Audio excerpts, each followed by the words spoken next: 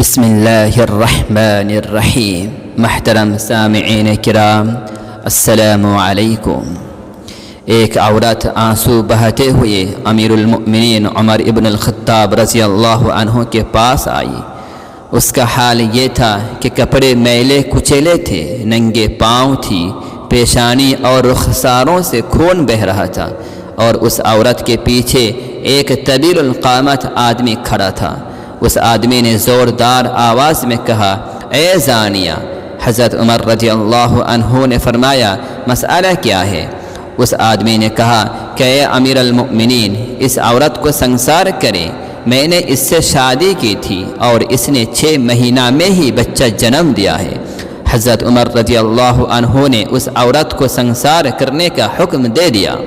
حضرت علی رضی اللہ عنہ نے، جو حضرت عمر رضی اللہ عنہ کے برابر بیٹھے تھے، کہا، اے امیر المؤمنین، یہ عورت زنا سے بری ہے۔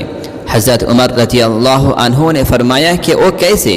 حضرت علی رضی اللہ عنہ نے فرمایا کہ اللہ تعالیٰ کا ارشاد ہے، وَحَمْلُهُ وَفِصَالُهُ 30 شَهْرًا، اور دوسری جگہ فرمایا ہے، وَفِصَالُهُ فِي عَامَيْنِ۔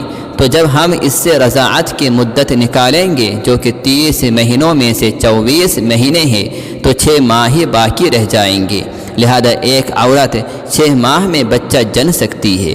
یہ سن کر حضرت عمر رضی اللہ عنہ کا چہرہ دمک اٹھا اور فرمایا، اگر آج علی رضی اللہ عنہ نہ ہوتے تو عمر رضی اللہ عنہ ہلاک ہو جاتا۔